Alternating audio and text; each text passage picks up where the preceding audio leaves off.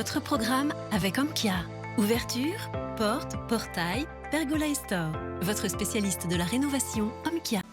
Bonsoir à toutes et à tous, ravi de vous retrouver en ce lundi soir pour un nouveau numéro de 85 Chrono. C'est votre rendez-vous en début de semaine pendant 20 minutes pour revenir sur toute l'actualité des terrains vendéens et des sportifs vendéens. Au sommaire, ce soir nous débuterons avec du basket. La bascule tant attendue était peut-être ce week-end pour le RVBC. Les Tigresses ambitionnaient de confirmer le bon résultat du week-end dernier. Pour ce faire, La Roche recevait Tarbes samedi soir en Wonder League.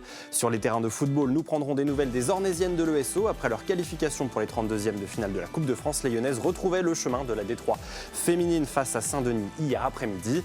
En volleyball, dernier match avant la trêve pour Montaigu-Vendée-Boufféré. Le groupe emmené par Khalid Satour était opposé à la Chapelle Saint-Aubin samedi soir. Et puis enfin, nous prendrons la direction du parc de la Bourroche à Saint-Prouan. C'est là-bas que se tenait la 3e manche de la Coupe régionale de cyclocross dans des conditions idéales.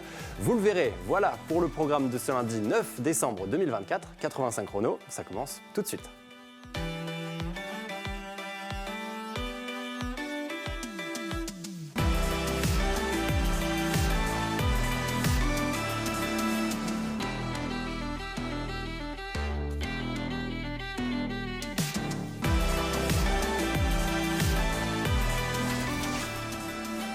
Cette rencontre de la 9e journée de Wonder League pouvait marquer un tournant dans la saison de La Roche Vendée Basket. Après un début de championnat délicat, les Tigresses visaient à valider le succès obtenu à l'extérieur le week-end passé. Objectif donc enchaîné pour la première fois une 2e victoire consécutive.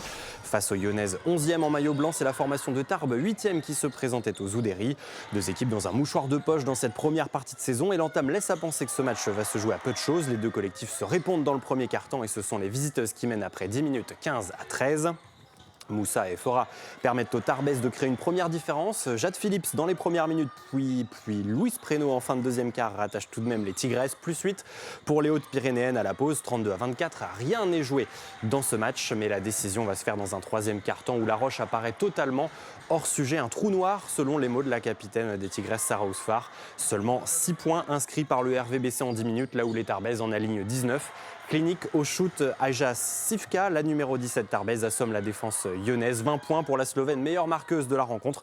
Les joueuses de François Gomez ne laissent que des miettes aux Lyonnaises absentes dans le rythme. 51-30 pour Tarbes à la marque. Avec 21 points de retard, l'issue ne laisse que peu de doute. La Roche a complètement manqué son deuxième acte, symbolisé sur une feuille de statistiques à 29% de réussite au shoot. Les Tigresses s'inclinent donc 71-43 face à Tarbes pour leur dernier match à domicile de l'année civile. Un non-match complet, résume le coach des Lyonnaises Manu Body. Je vous propose de l'écouter justement, suivi de son homologue Tarbais, propos recueillis par Thibaut Grasset. Il faut absolument que cette équipe-là, elle accepte de partager la balle. Faire 6 passes décisives dans un match de basket, c'est impossible. Donc tant qu'on n'a pas compris qu'à un moment donné, il faut qu'on se partage la balle, ça sera compliqué d'avoir des situations et d'avoir des shoots ouverts. Donc ce soir, on s'entête à jouer tout seul, et c'est pas la solution. Il faut absolument que ce qu'on a montré sur les dernières semaines, quand on arrivait à se partager la balle ou quand on arrivait à faire vivre le ballon, on avait des solutions. Là, ce soir, on n'a pas été les chercher, on n'a pas fait l'effort d'aller les chercher. Ce match-là, on savait qu'il était prenable et on savait qu'on avait l'occasion d'être à 3 victoires ce soir. Voilà, donc on se gâche une occasion de pouvoir élever notre niveau de jeu et puis surtout de remonter un petit peu au niveau du classement. Donc ce soir, Tarbes mérite mais amplement sa victoire. On avait accepté le statut de favori, il fallait l'assumer. On l'a un peu assumé en première mi-temps, mais on a fait des erreurs alors qu'on savait exactement où était le danger. Par contre, en 3e quart-temps, on a laissé 6 points à La Roche. Et on a plutôt bien contrôlé le jeu offensif. On a trouvé des tirs ouverts. Et quand on a des tirs ouverts, c'est beaucoup plus facile. On ne s'est pas mis dans le rouge. On a beaucoup contrôlé. On fait une deuxième mi-temps, je ne vais pas dire aboutie. On peut toujours faire mieux, mais c'était quand même bien de faire ce travail face à La Roche qui, avant ce match, était toujours un concurrent. On n'est pas très très haut placé dans le classement, il faut qu'on engraine les points, donc ici c'était important de le faire. Et on l'a fait, je pense, sérieusement, on va dire sérieusement. Avec cette défaite, La Roche Vendée Basket ne parvient donc pas à enchaîner en championnat. Pas de changement au classement de la Wonder League. Les joueuses de Manu Body restent 11e en avant-dernière position, à égalité de points avec Villeneuve-d'Ascq. Le RVBC a désormais 2 rendez-vous à enchaîner à l'extérieur avant la trêve. Déplacement à Montpellier le week-end prochain avant de conclure cette année 2024 sur le parquet de Basketland dans 15 jours. On poursuit avec les autres résultats basket du week-end. En N1 masculine, Chaland continue de tenir le rythme. Opposé à Fougères vendredi soir à Michel Vrignot, le VCB s'impose 109-75 avec un Luca Nicolici Djokovic de nouveau dans un grand soir. Les Chalandais enchaînent un 4e succès de rang et confortent leur 6e place. Un haut de tableau très resserré pour le groupe de Sébastien Lambert à une petite longueur de Tarbes-Lourdes. Et puis dans l'autre rencontre, les Sables Vendée Basket se déplaçaient à Vitré. 89-70, défaite pour le LSVB qui perd 2 places et évolue désormais en 11e position. On poursuit avec le classement de la Nationale 2 masculine. Après sa victoire à domicile le week-end dernier, le Montaigu Vendée Basket Club voyageait dans le Gers pour y affronter Auch. Les Montacutins s'inclinent 106-90 samedi soir pour la 11e journée. Le MVBC reste 13e et relégable. Et puis à l'image de l'équipe première, les espoirs de La Roche Vendée Basket ont également vécu un week-end plus que délicat en Nationale 2 féminine. À domicile samedi après-midi, les jeunes pousses du RVBC ont été balayées, défaite 109-37 face à Saumur. Le groupe d'Anthony Gourdin-Servenière, toujours sans victoire depuis le début de saison, reste plus que jamais lanterne rouge. D'un sport à l'autre et d'une dynamique à l'autre aussi pour les footballeuses de La Roche ESO. Invaincues toutes compétitions confondues depuis la fin septembre, les Ornésiennes retrouvaient la D3 féminine après 3 semaines sans championnat. Coupe de France oblige. Pour cette 8e journée, la formation entraînée par Anthony Gauvin accueillait l'équipe de Saint-Denis. Et c'était au stade de Saint-André-d'Ornay dans des conditions très venteuses. Une première intervention d'Anouk Lenné dans la cage vendéenne va permettre d'éloigner le danger suite à ce ballon mal négocié par Bono. 31e minute, la portière adverse hérite de ce ballon sans grande difficulté, mais celle-ci se manque complètement dans son dégagement sous la menace du pressing de Yamalelo qui n'a plus qu'à pousser le ballon dans le but vide. 1-0 pour le SO qui mène donc à la pause. Au retour des vestiaires, La Roche obtient un coup franc dont se charge Ilona Pierre-Jean. Idéalement placé, son centre retrouve Bono aux avant-postes pour le but du break. 4 minutes plus tard, 61e minute, les Ornésiennes ont la main mise sur le jeu. Mélanie Roux décale Eline Moreau dans son couloir gauche. La numéro 23 s'emmène et vient conclure du droit face à la gardienne pour le 3-0. D'un but à l'autre, 63e, les Dionysiennes, à la peine depuis de longues minutes, vont réduire la marque suite à ce superbe coup franc signé Kaabashi. 3-1 puis 4-1 à un quart d'heure du terme après un corner des Franciliennes. Jeunet lance parfaitement l'élo dans la profondeur. L'attaquante de 21 ans décale Maëlys Amonio, entrée en jeu quelques minutes plus tôt. La numéro 10 profite de la main pas suffisamment ferme de la gardienne de Saint-Denis. Les visiteuses réduiront enfin l'écart à la 84e grâce à Ndiaye, mais sans conséquence. La Roche ESO s'impose 4-2 face à la formation francilienne. Un match compliqué, estime l'entraîneur des Vendéennes Anthony Gauvin. On l'écoute au micro de Daniel Lelanne. On ne nous a pas laissé trop la possibilité de jouer. Il y a beaucoup de jeux qui ont été arrêtés. Il y a beaucoup d'actions qui ont été dures dans l'agressivité. Donc voilà, un peu haché. Donc on n'a pas pu mettre notre jeu en place. Mais on a été efficace, surtout en deuxième mi-temps, où sur des situations de contre-attaque, on a pu réussir à marquer les buts. Donc voilà, on savait depuis le début, moi je les ai préparés toute la semaine, que ça allait être un rude combat avec cette équipe-là. Il fallait gagner, continuer la dynamique qui était la nôtre. On n'avait pas perdu depuis le 29 septembre, donc il faut garder cette dynamique-là. Et donc se préparer aussi pour le match de Soyeux la semaine prochaine, la Coupe de France, parce que c'était ça aussi, de rester sur cette confiance-là. Donc c'est ce qui a été fait. Je pense qu'on peut faire mieux sur le domaine de l'agressivité, sur l'aspect défensif. Voilà, on a un peu subi à mon goût. Et puis, mais bon, au final, on est quand même très content d'avoir gagné ce match-là. Je pensais que le bilan il aurait été nettement meilleur, dans la mesure où on a fait une très bonne entame de jeu. Et puis, d'un coup, l'erreur sur le premier but, ça a déstabilisé un peu le groupe. En deuxième mi-temps, on revient pour marquer tout de suite. On joue mal. Il y a eu trop de décalage, des moments d'égarement. Et voilà, c'est ce qui a manqué. Et on ne peut pas dire grand-chose. On ne peut ni accuser l'arbitre, ni qui que ce soit, puisque, en fin de compte, c'est nous qui avons fait les erreurs. Notre gardienne n'a pas été très, très à la hauteur sur ces trucs. Et puis le troisième but, du moins le deuxième but qu'on prend, là, je me demande comment on a fait pour le prendre, quoi. Les Vendéennes redémarrent donc tambour battant en D3 féminine et retrouvent le podium avec la 3e place à la suite de 8 rencontres disputées. Avec cette 4e victoire sur les 5 rencontres de championnat disputées, le SO revient à une longueur du Dauphin Roubaix. Avant de se déplacer sur la pelouse du leader auxerrois dans 15 jours, les joueuses d'Anthony Gauvin ont désormais rendez-vous avec le 32e de finale de la Coupe de France. Ce sera dimanche sur le terrain de l'ASJ Soyaux Charente, formation de Régional 1. Et puis d'autres résultats football ce soir en National 2. On disputait ce week-end la 12e journée de championnat. Le Vendée Les Herbiers Football est allé s'imposer sur le terrain de Dinan-Léon. Succès 2-1 pour les Rouges et Noirs qui s'invitent au pied du podium. Dans les autres déplacements, la Roche-VF jouait à Bourges. Samedi, match nul 1 partout entre Berruyer et Yonnais. Un point de plus pour les hommes de Frédéric Reculot qui gagne un rang et s'affiche en 13e position. Pas de changement. En revanche, pour le Vendée-Poiret Foot, battu à domicile face à Locminé sur la plus petite des marges, les Genoux restent toujours avant-dernier de leur groupe. Et puis un cran plus bas en National 3, les équipes vendéennes continuent de très bien performer. Victoire à l'extérieur de la Châtaigneraie, 2-0 sur la pelouse de Vitré. Les Châtaigneuraisiens restent leaders. Sur le même score, victoire à domicile de Chaland. Les hommes de Nicolas Lemétayer sont deuxième en embuscade à égalité de points avec l'ASC. Et puis victoire là aussi probante pour Fontenay-le-Comte. Le VFF l'emporte 3-1 contre Rennes au stade Emmanuel Murzo. Les Fontenaisiens sont troisième. Et puis unique défaite, celle de La Roche-ESO. Les Ornésiens sont battus 4-0 sur le terrain de Saint-Philbert de Grandlieu. Une défaite qui repousse les Lyonnais à la 7e place à l'issue de cette 10e journée. Voilà pour les résultats football, mais week-end également sur les terrains de rugby. Tout d'abord en Fédéral 2. Hier, dimanche après-midi, belle opération pour le FC Lyonnais. À domicile, au stade Henri-Desgranges, La Roche s'impose 28-0 face aux Bretons du Pays Doré Rugby Club. Avec 24 unités, le FCY prend ses distances sur la zone rouge et se classe 7e à l'issue de cette 10e journée. Second résultat rugby, cette fois venu de l'étage en dessous en Fédéral 3 et surprise, le leader Sablais, invaincu depuis le début de la saison, est tombé à l'extérieur. Le RC Sablais s'incline en toute fin de rencontre 20-17 en terre finistérienne face à Plouzané. Pas de quoi rebattre les cartes en haut de tableau. La formation sablaise reste leader, mais voit son dauphin breton réduire l'écart avec la première place.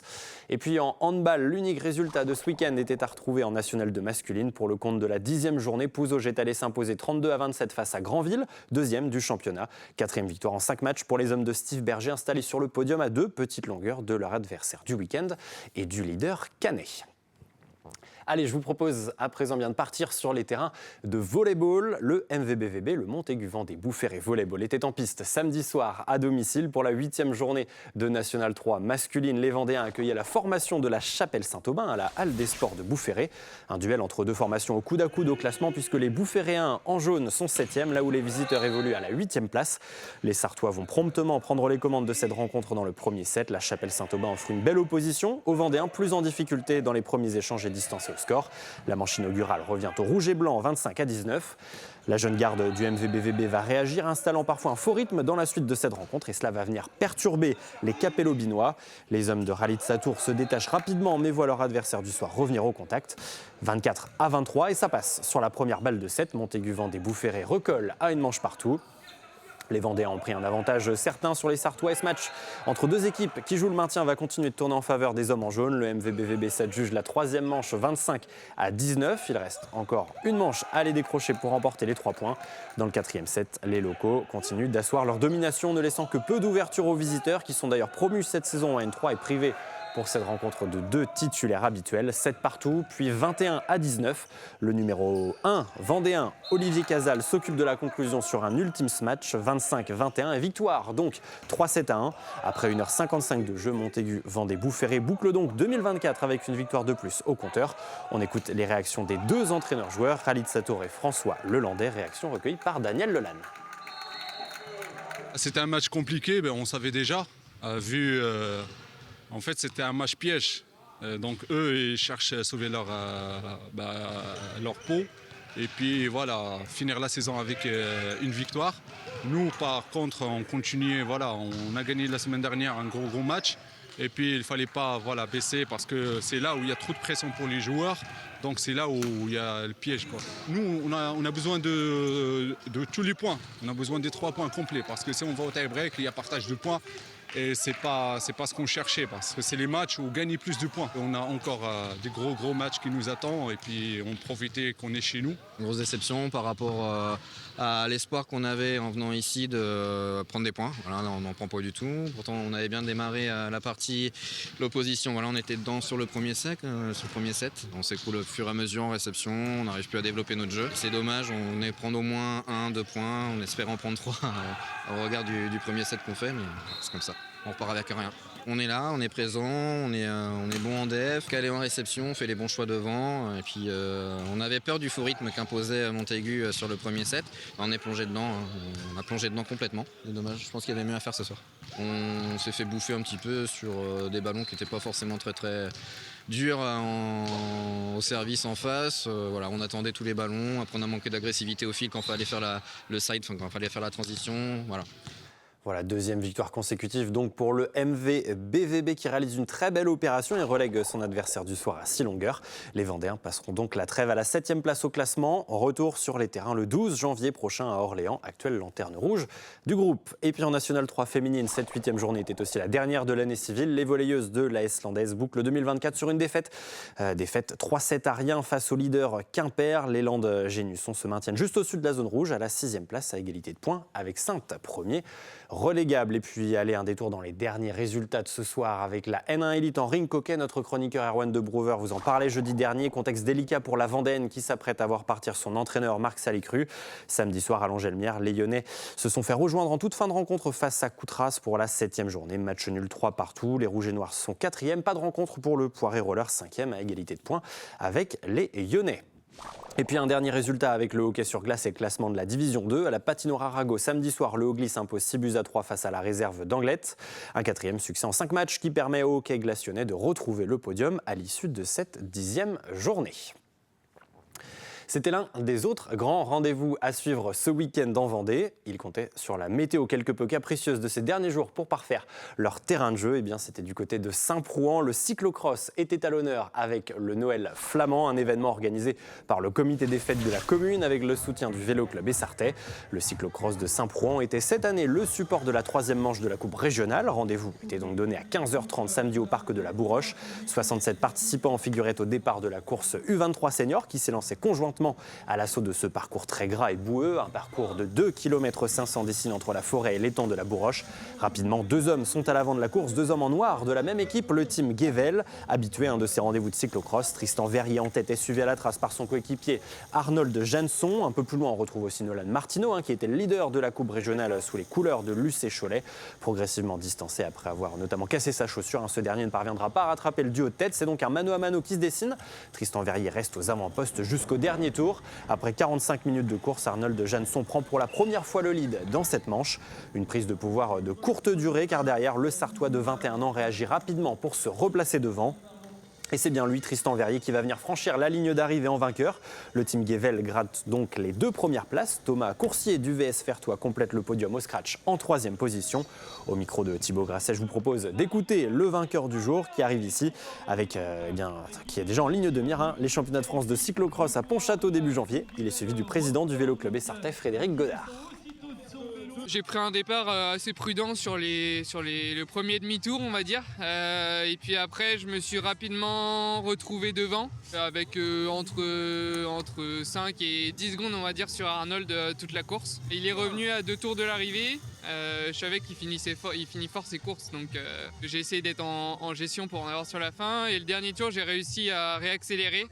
Et je suis repassé devant au niveau de la partie du haut du circuit. À partir de là, du coup, j'ai fait les relances un peu plus costauds que les autres tours et j'ai réussi à recreuser. L'enjeu, c'était de venir encore marquer des points pour pouvoir ensuite terminer les 2 manches bien placés, remonter au classement pour ceux qui étaient un peu plus loin. On a retrouvé une 50aine de coureurs en école de vélo. Et puis ensuite, on avait à peu près entre 150 et 200 coureurs sur les autres catégories jeunes et seniors. C'est un gros travail en fait du comité des fêtes. Nous, le Vélo Club, on n'est que le club support. C'est tous les bénévoles du comité des fêtes de Saint-Prouan qui l'organisent. Ils mettent à peu près une grosse semaine et demie à tout organiser. On a eu de la pluie ce matin pour les écoles de vélo. Donc la catégorie U11 qui n'a pas été épargnée d'ailleurs avec limite de la grêle. Mais ça a rendu le terrain très boueux, très collant. Alors le tracé est souvent le même. Mais là, cette année, vu que c'était une manche de coupe régionale, on avait décidé avec le comité des fêtes de Saint-Prouan de le durcir un peu puis de le rallonger sur la partie haute de l'autre côté du lac. Et puis allez, avant de se quitter, quelques informations dans un tout autre registre. Un Lyonnais était à Las Vegas ce week-end dans la cage de l'UFC 310, gala international de MMA. 15 mois après son dernier combat, Cyril Gane à gauche affrontait le Russe Alexander Volkov dans la nuit de samedi à dimanche. Bon gamin, favori des bookmakers, s'est imposé par décision partagée au terme d'un combat très serré dont l'issue a suscité plusieurs controverses, beaucoup voyant son adversaire vainqueur. À chaud, Cyril Gane s'est dit déçu de son combat. Le Lyonnais de 34 ans misait notamment sur ce rendez-vous pour se rapprocher du titre et ainsi tenter de décrocher un ultime combat pour la ceinture des poids lourds. Et puis plus proche de chez nous, cette fois, un autre combat devait avoir lieu vendredi soir du côté de la Gironde. Ce combat, nous vous en parlions la semaine dernière dans 85 chrono. C'était celui d'Enzo Gros. Le boxeur sablais devait remonter sur le ring pour son 5e combat chez les professionnels. Devait, oui, puisque le combat n'a pas eu lieu. Son adversaire initial n'ayant pas pu se rendre à Pessac suite à des problèmes de visa, un adversaire de dernière minute avait été trouvé pour le remplacer, un boxeur anglais qui ne s'est finalement pas présenté, lui non plus. La bonne nouvelle, c'est qu'Enzo Gros va rapidement pouvoir remonter sur le ring. Ce sera vendredi soir à Saint-Nazaire. Et puis clin d'œil aussi à l'autre membre de la fratrie Gros ce week-end chez les amateurs en moins de 67 kilos. Hugo Gros s'est imposé lors de l'Algarve Box Cup au Portugal, a notamment été désigné boxeur du tournoi. Et puis enfin, en boxe Muay Thai, cette fois coup de chapeau à Melissa Ozouf. La Lyonnaise est devenue hier dimanche championne du monde ISK World dans la catégorie des moins de 57 kilos, un titre obtenu au Mans face à une combattante cambodgienne. Une véritable performance, d'autant que la boxeuse de 23 ans s'était claqué l'ischio à 30 secondes de la fin du combat. Félicitations donc à Melissa Ozouf et au team TKO de La Roche-sur-Yon pour ce titre de championne du monde. Voilà pour le tour de l'actualité sportive de ce lundi 9 décembre 2024. Puisque le sport ne s'arrête jamais sur TV Vendée, vous le savez, on se retrouve dès ce jeudi avec nos invités et chroniqueurs pour un nouveau numéro de 85 chrono. D'ici là, très belle fin de soirée à toutes et à tous et à jeudi.